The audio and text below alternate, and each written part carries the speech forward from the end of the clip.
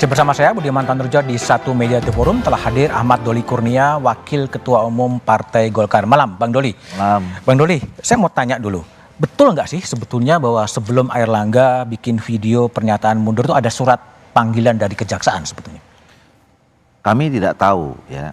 Jadi ini kan pertanyaannya untuk menceritakan kronologis yang saya tahu. Jadi pada hari Jumat malam saya masih ada pertemuan dengan Pak Airlangga sampai jam 11:30, jam 12 gitu. Jadi pada saat itu kami rapat saja juga ngurusin pilkada. Hari Sabtu pagi saya berangkat saudara Maman ke Pontianak. Kemudian sampai malam di sana. Nah pagi-pagi hari Minggu pagi kami sudah dapat berita ya di grup ya bahwa Pak Airlangga katanya mengundurkan diri. Terus kami konfirmasi dan suruh ke Jakarta. Jadi kami langsung waktu itu berangkat pesawat yang paling pagi dari Pontianak ke Jakarta langsung ke rumah Pak Airlangga. Di sana sudah kumpul keluarga, sudah kumpul beberapa teman-teman yang lain. Nah beliau menjelaskan. Nah dan menurut saya penjelasannya itu memang sangat personal ya. Bahwa itu yang sering juga saya sampaikan, ini untuk kepentingan kebaikan Pak Airlangga, kebaikan keluarga, kebaikan Partai Golkar, dan kebaikan bangsa dan negara. Nah itu yang kami dijelaskan oleh Pak Airlangga kepada kami, dan ya kami kan pada akhirnya harus menerima, karena itu hak Pak Airlangga sebagai seorang manusia, warga negara Indonesia yang punya pilihan, sekalipun memang itu jabatan yang melibatkan banyak orang gitu. Tapi kan at the end keputusannya ada di Pak Airlangga, dan itu kami tanya apakah ini sudah final, ya sudah final, ya sudah kami harus terima. Setelah itu kami antarkan beliau membuat rekaman video itu. Oke, jadi bukan tidak ada ya, tapi tidak tahu bahwa ada surat panggilan dari kejaksaan ya? Ya kalaupun misalnya ada, itu kan yang tahu pasti Pak Airlangga kan. Kami kan tidak tahu, tidak punya otoritas untuk menanyakan dan mencari tahu, dan kemudian mungkin juga kita tidak bisa memaksa juga Pak Airlangga untuk, kalaupun kita minta dia mau ceritakan sama kita kan belum tentu dia mau juga kan, kira-kira gitu. Jadi saya tidak tahu kalau soal itu. Tapi memang pas ada problem di internal Pak Airlangga, tapi sebetulnya menurut Bang Doli ini mundur atau diminta mundur sih sebetulnya? Ya yang saya tahu beliau menyatakan mundurkan diri sebagai Ketua Umum DPP Partai Golkar. Tapi dengar nggak bahwa ada seorang menteri yang kemudian berkomunikasi dengan Pak Airlangga dan kemudian udahlah mundur aja gitu? Nggak tahu saya. Nggak tahu? Nggak tahu. Tapi memang kalau bacaan Bang Doli ada tekanan dari luar, tapi juga ada orang dalam yang kemudian terbawa dalam pusaran itu. Situasinya sangat cepat ya, dan ya begitu kami mendengarkan langsung pernyataan dan penjelasan langsung dari mulut Pak Airlangga ya di beberapa kita teman-teman itu, ya kami menganggap sudah selesai, sudah final, tidak bisa ditawar lagi ya, dan kami tidak lagi kemudian mencari tahu ya apa penyebabnya segala macam, karena itu nanti mungkin buat Pak Airlangga menjadi tidak nyaman. Nah akhirnya kami berpikir, karena yang posisi yang mundur itu adalah jabatan yang penting buat partai kami ya. Nah kami berpikir nextnya apa ya, setelah Pak Airlangga mundur tentu kami akan mencari pengganti Pak Airlangga sesegera mungkin dan melalui mekanisme organisasi yang sudah kami atur. Tapi jajaran Golkar kan partai yang paling berpengalaman ya sejak Orde Baru gitu, paling dibanding partai-partai lain selain PDI Perjuangan. Apakah tidak tertangkap ada sesuatu yang agak janggal ketika perolehan legislatifnya begitu tinggi dan sekarang berada pada nomor 2 di DPR, tiba-tiba udah mengundurkan diri demi kebaikan partai gitu? Ya mungkin bisa saja ada orang berpandangan bahwa ini sesuatu yang janggal, sesuatu yang aneh gitu ya. Tetapi kan kembali kepada individu kita masing-masing ya, bahwa ya misalnya begini, kalau Pak Airlangga itu merasa bahwa situasi yang membuat itu merasa ini tidak akan ada apa-apa ya dengan partai dan segala macam ya, saya kira kan keputusannya akan beda. Tapi ini kan dia mengambil putusan itu, dia mengatakan ini yang terbaik buat semua. Terbaik buat semua. Nah, buat tadi yang saya jelaskan terbaik 4 hal itu ya.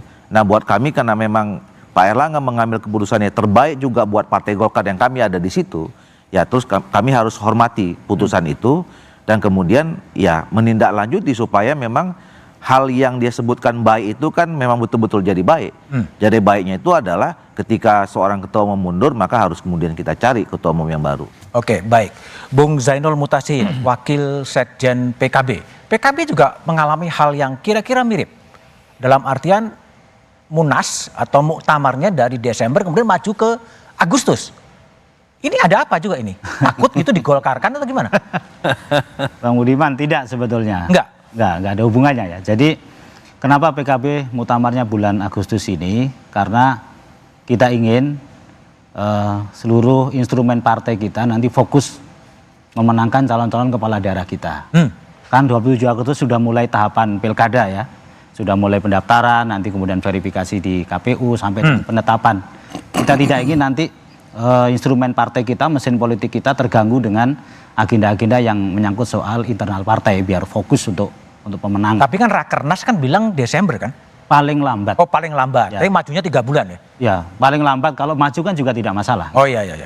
Jadi saya kira terkait dengan muktamar PKB itu normal-normal saja, nggak ada yang perlu dispekulasikan ya. Jadi itu fine-fine aja di kita, nggak masalah. Artinya tidak khawatir gitu ada apa tiba-tiba Muhaimin Iskandar mundur gitu juga gitu? Kita kok optimis tidak ada itu presiden itu di PKB. Nggak ada. Pergantian kepemimpinannya secara reguler dan juga sesuai dengan anggaran dasar, anggaran rumah tangga kita. Jadi nggak perlu ada yang perlu dikhawatirkan gitu. Jadi oke aja. Oke saja. Kembali Yunarto Wijaya. Ya. Tadi Bang Doli sudah menjelaskan bahwa ini keputusan murni dari Airlangga Hartarto demi kebaikan partai politik. Ya. Tadi Anda juga menyebut soal kedaulatan partai gitu. Apakah partai ini masih berdaulat atau ada remote sih sebetulnya dari kekuatan-kekuatan eksternal di luar partai politik? Bahwa Golkar dekat dengan kekuasaan dan memiliki karakter psikologi seperti itu, iya. Dan yang memang menarik adalah perbedaannya khusus Mas Erlangga ya. Perbedaannya dibandingkan Setia Novanto, dibandingkan dengan Akbar Tanjung, dibandingkan misalnya dengan Abu Rizal Bakri. Setia Novanto tidak menjadi ketua umum melalui proses pertarungan tanda kutip berdarah-darah di Munas. Di situ aklamasi, disertai sebuah cerita ada restu dari kekuasaan dari sosok bernama Jokowi. Memang logika kekuasaannya adalah sosok yang kemudian dititipkan dari atas dengan mudah juga diambil dari atas. Ini yang pertama ya, terkait Golkar ya. Yang kedua kan ada pertanyaan menarik kan seperti ini. Katakanlah kalau internal tidak puas dengan Airlangga Hartarto, apa susahnya nunggu 3,5 bulan atau 4 bulan lagi? Di situ kan jadi menarik melihat kalau ingin menduga-duga apa yang disebut oleh Adi Praitno tadi, ada intervensi dari eksternal atau kekuasaan yang mana begitu kan? Kita membacanya dari si timeline. Katakanlah kalau kita bicara menggunakan istilah Mas Erlangga, demi kelancaran proses transisi pemerintahan Prabowo Gibran ada 2 orang yang dianggap memiliki pengaruh kuat. Ada Prabowo, ada Jokowi. Dan dilihat dari si timeline jadi menarik. Kalau buat seorang Prabowo, seharusnya tidak ada masalah. Tidak ada masalah. Kata pun ingin memberikan restu atau tanda kutip ingin ikut serta dalam proses Munas partai pendukung koalisinya. Karena Prabowo malah setelah 20 Oktober, dia adalah pihak yang lebih berkuasa dibandingkan sekarang. Menjadi menarik dan pembahasan dari media-media, kenapa lebih baik terkait dengan Jokowi, selain munculnya nama Bahlil yang menguat, yang dianggap orang dekat dengan Jokowi, ada sebuah analisis yang memang menjadi masuk akal, bahwa Pak Jokowi, andai kata pun dianggap pihak yang ingin ikut serta, itu tidak mungkin bisa ikut serta pada saat bulan Desember karena dia sudah tidak berkuasa lagi, sementara ketika dilakukan bulan Agustus dia masih berkuasa. Tapi ini adalah sebuah hipotesa yang kita nggak bisa buktikan kebenarannya. Hipotesa, oke. Bang Doli, betulkah bahwa Bahlil Lahadalia adalah calon jadi ketua umum Partai Golkar? Kalau kita bicara tentang soal siapa yang nanti akan menjadi ketua umum berikutnya, itu kan juga sudah diatur dalam peraturan organisasi kita ya, mulai dari ADRT mau teknis. Jadi kemarin itu yang kita lalui. Jadi sehabis seorang ketua umum itu mengundurkan diri, itu menjadi salah satu syarat untuk dilaksanakannya musyawarah nasional luar biasa untuk memilih ketua umum baru. Tapi sebelum itu pengunduran diri harus disahkan dalam sebuah institusi yang namanya rapat pleno. Tadi malam sudah dilakukan dan kemudian ditunjuk seorang pelaksana tugas dan tadi malam sudah diputuskan adalah Saudara Agus Gumiwang Kartasasmita yang tugasnya adalah mengantarkan Munaslup. Dan sudah ditetapkan juga tadi malam tanggal Munaslupnya tanggal 20 Agustus besok. Nah, nanti di Munas ini siapa saja diberi kesempatan selama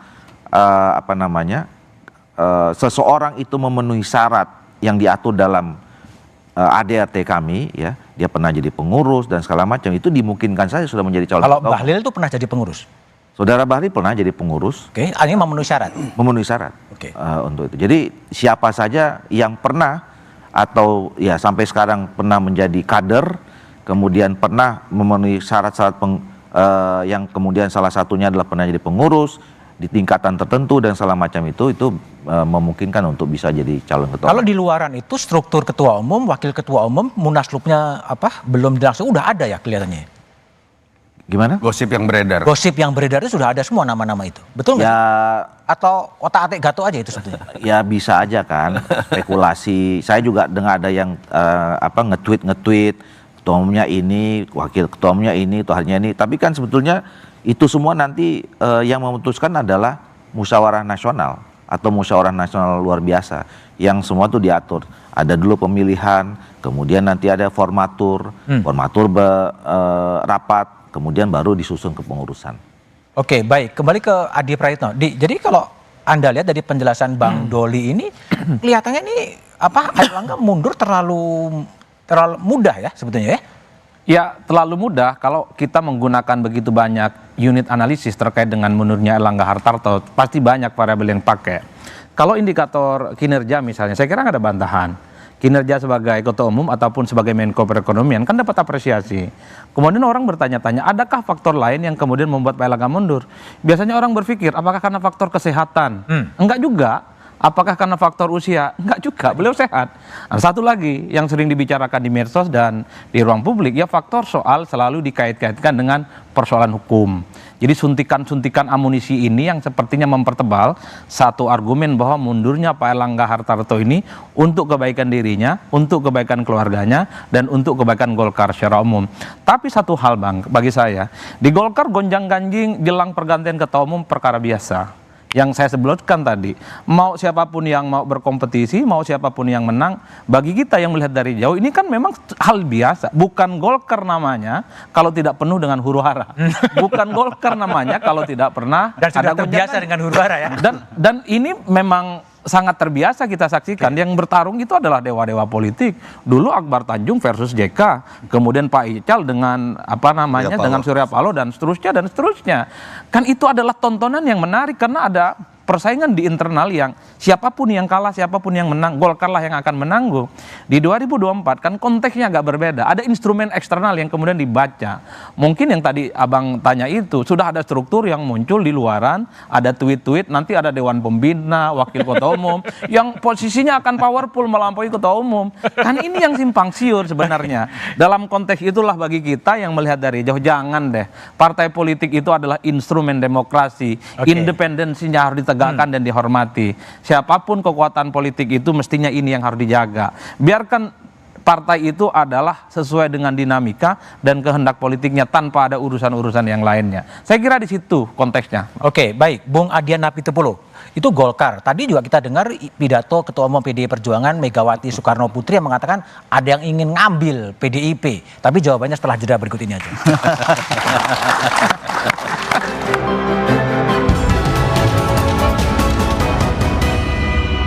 Pengunduran diri